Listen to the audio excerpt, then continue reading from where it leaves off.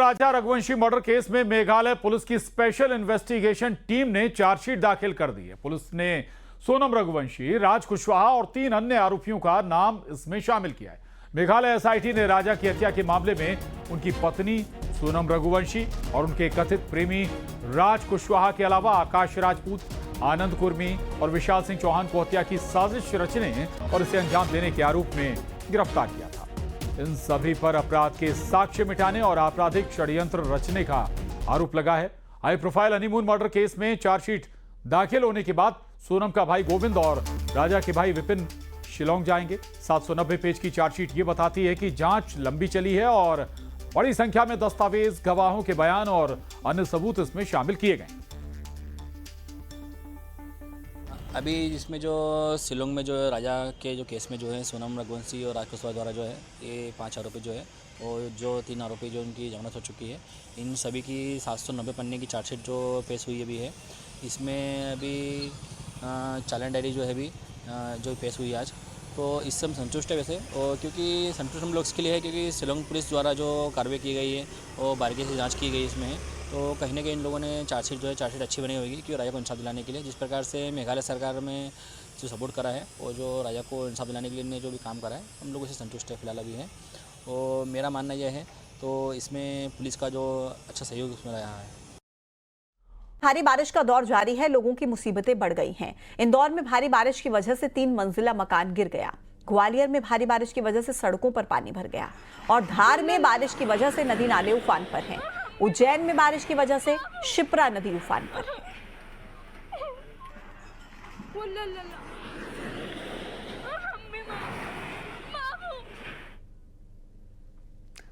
खबर इंदौर से है। लगातार हो रही बारिश से एक 3 मंजिला मकान गिर गया। मकान गिरने की घटना पास में लगे सीसीटीवी में कैद हो गई, जिसका वीडियो अब सामने आया है। शुक्रवार को यह हादसा हुआ था।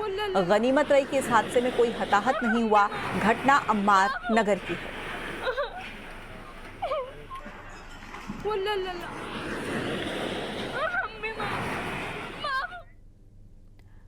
अब बात करेंगे धार की, जहां कई इलाकों में लगातार हो रही बारिश से नदी नाले उफान पर हैं। गंधर्व नदी का पानी पुल के ऊपर से बह रहा है।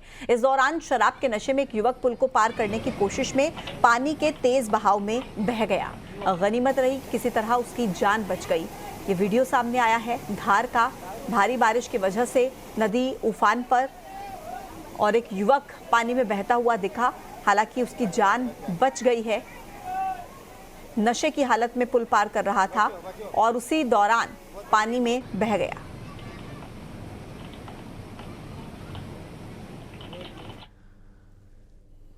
इधर सीधी में लाखों की लागत से बना पुल बरसात को नहीं झेल पाया और भ्रष्टाचार की भेंट चढ़ गया। मामला है भमरहा पंचायत का। यहां घी खनाई नदी पर पुल का निर्माण कराया गया, लेकिन बरसात में पुल और सड़क बहकर नदी में चली गई। मामले की शिकायत पहले जन सुनवाई में की गई, लेकिन जब कोई कार्रवाई नहीं हुई तो सीएम हेल्पलाइन में शिकायत दर्ज कराई गई। इसके बाद नाराज जिम्मेदार अफसरों समेत ठेकेदार ने सड़क और पुल के बीच बड़ा गड्ढा खोद दिया। अब लोगों को आने जाने में भारी मुसीबत का सामना करना पड़ रहा है। ग्रामीण विभाग के इंजीनियर, एसडीओ समेत ठेकेदार के खिलाफ एफआईआर दर्ज कराने की मांग कर रहे हैं। को सुना था क्या नहीं सुनते तब ना।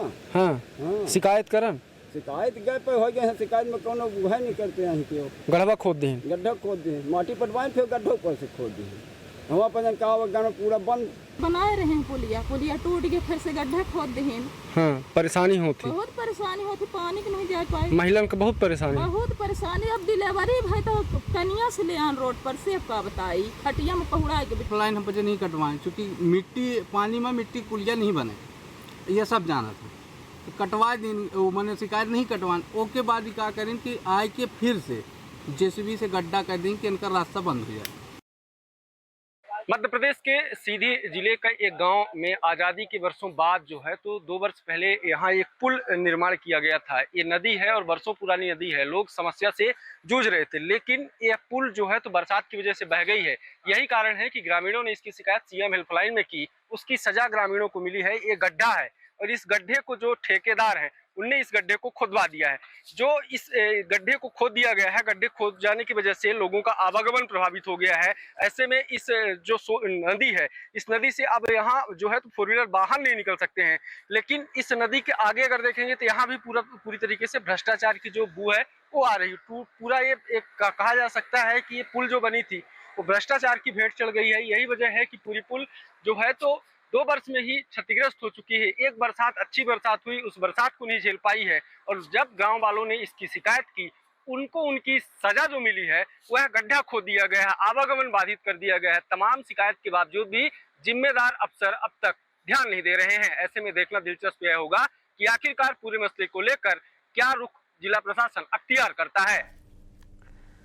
इधर धार में भारी बारिश ने हालात बिगाड़ दिए। कई जगहों पर नदी नाले उफान पर हैं। सेमलीपुरा में पुल पार करने के दौरान एक पिकअप वाहन नदी में बह गया। ड्राइवर ने किसी तरह तैरकर अपनी जान बचाई, नहीं तो यहां कोई बड़ा हादसा हो सकता था।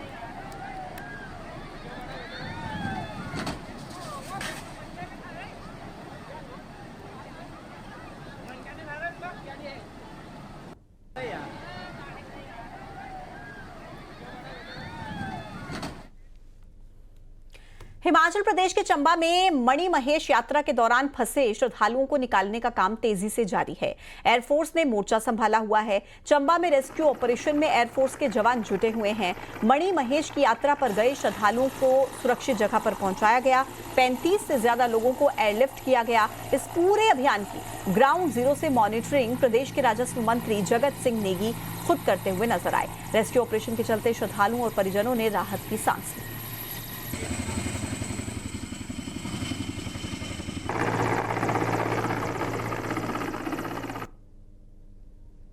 ये 3 तस्वीरें आपको दिखा रहे हैं। देश के कई राज्यों में बाढ़ से ऐसे हालात हैं, लेकिन आप देखिए हिमाचल में किस तरीके से रेस्क्यू किया गया हेलीकॉप्टर के जरिए।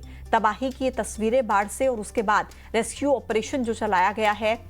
पहली तस्वीर और दूसरी और तीसरी, ये 3 तस्वीरें रेस्क्यू ऑपरेशन की हैं, जहां जो लोग फंसे हुए थे बाढ़ की वजह से उन्हें बाहर निकाला गया।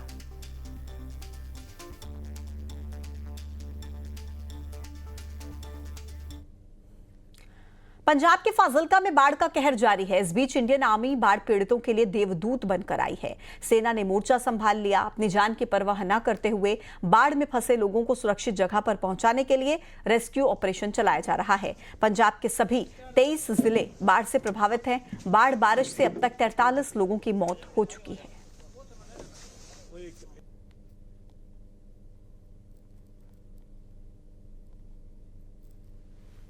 तो पंजाब के फाजिल्का की तस्वीरें हैं।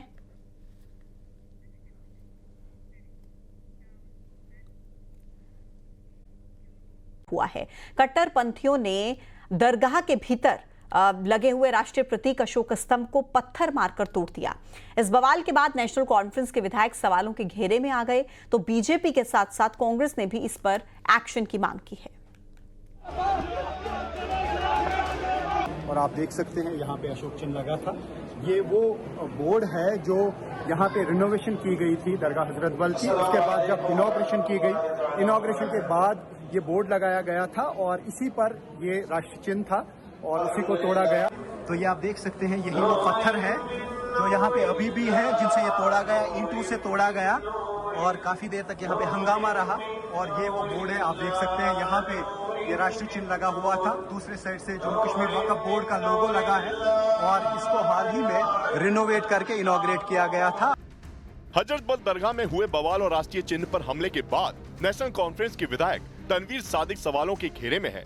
दावा है राष्ट्रीय चिन्ह अशोक स्तंभ के खिलाफ उनकी पोस्ट के बाद ही विवाद बढ़ा, जिसमें उन्होंने कहा था इस्लाम में मूर्ति पूजा सख्त मना है, सबसे बड़ा पाप है, हमारे ईमान में बुनियाद तौहीद है। हजरत बल दरगाह में मूर्ति स्थापित करना इसी मान्यता के खिलाफ है। तो वहीं पीडीपी नेता महबूबा मुफ्ती की बेटी इल्तिजा मुफ्ती ने आरोपियों का बचाव करते हुए कहा, मुसलमानों को जानबूझकर भड़काया जा रहा है और वक्फ बोर्ड को ज्यादा सतर्क और संवेदनशील होना चाहिए था। धार्मिक गुस्से को आतंकवाद से जोड़ना गलत है। कट्टरपंथियों ने जिस दरगाह में राष्ट्रीय चिन्ह को निशाना बनाया, उसका उद्घाटन रेनोवेशन के बाद 3 सितंबर को जम्मू कश्मीर वक्फ बोर्ड की अध्यक्ष दरख्शान अंद्रावी ने किया था। दरगाह में अशोक चिन्ह पर हमले के बाद उन्होंने नेशनल कॉन्फ्रेंस पर हमला किया है। हजरत बल दरगाह विवाद पर नेशनल कॉन्फ्रेंस पार्टी ने बयान जारी करते हुए अपने विधायक तनवीर सादिक का समर्थन किया है। नेशनल कॉन्फ्रेंस ने दरगाह में मूर्ति या प्रतीक को इस्लाम के खिलाफ बताया है। पार्टी ने जायरीनों की धार्मिक भावनाओं के साथ खिलवाड़ का भी आरोप लगाया है और कहा कि दरगाह की पवित्रता के साथ खिलवाड़ बर्दाश्त नहीं करेंगे। हालांकि इस पूरे विवाद के बाद बीजेपी के साथ कांग्रेस ने भी इसकी निंदा की है और हमलावरों पर एक्शन की मांग की है। इस पूरे विवाद पर इस्लामिक स्कॉलर ने भी मजहब के आईने में अशोक चिन्ह को देश की शान करार दिया है और उस पर हमले को गलत बताया। वो अशोक का चित्र हमारे देश की आन बान शान है और जो दरगाह है उसका ताल्लुक इबादत से नहीं है। वहाँ लोग आकर हजरत बल साहब को के लिए ईसाले सवाब के लिए उन्हें फातिहा पढ़ने के लिए, उसे इबादत गाह नहीं कहा जा सकता। तो इसलिए मैं कहता हूं कि स्वयं अपनी आस्था का नाम लेकर के राष्ट्रीय चिन्ह का अपमान करना ये गलत है।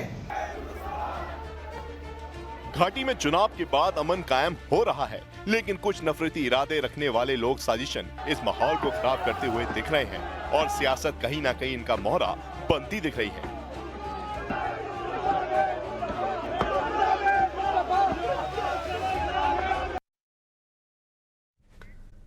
आइए